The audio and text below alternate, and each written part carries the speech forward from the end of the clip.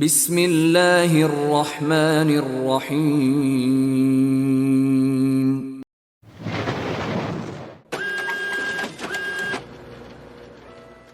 حضرت ابن عباس رضی اللہ تعالی عنہما کہتے ہیں، مجھے کئی پسندیدہ لوگوں نے بتایا، ان میں حضرت عمر بن خطاب رضی اللہ تعالی عنہ بھی ہیں، بلکہ ان سب میں حضرت عمر رضی اللہ تعالی عنہ سب سے بڑھ کر پسندیدہ ہیں۔ انہوں نے بتایا کہ نبی صلی اللہ علیہ وآلہ وسلم نے فرمایا، صبح کی نماز کے بعد کوئی نماز نہیں حتیٰ کہ سورج طلوع ہو جائے، اور نماز عصر کے بعد کوئی نماز نہیں حتیٰ کہ سورج غروب ہو جائے۔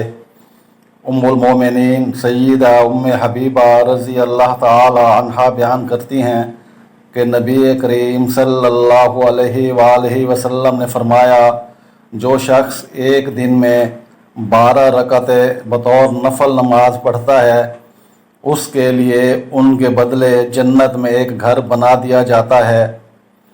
حضرت ابو ہریرہ رضی اللہ تعالی عنہ سے روایت ہے کہ رسول اللہ صلی اللہ علیہ وآلہ وسلم نے فرمایا، ہمارا رب عز و جل ہر رات جب رات کا آخری تیسرا حصہ باقی ہوتا ہے،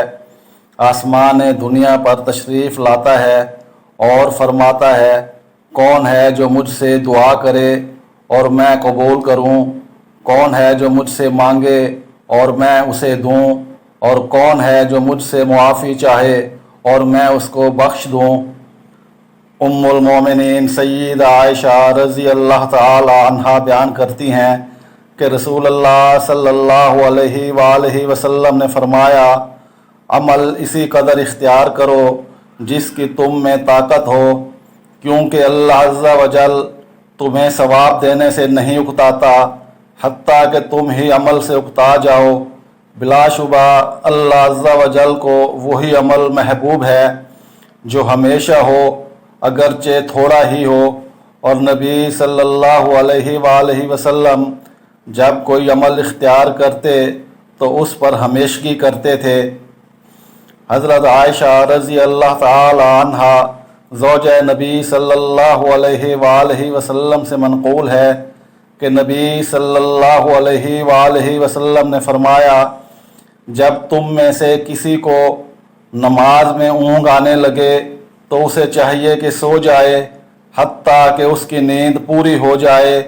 کیونکہ جب کوئی اونگتے ہوئے نماز پڑھے تو ہو سکتا ہے کہ وہ استغفار کرنا چاہتا ہو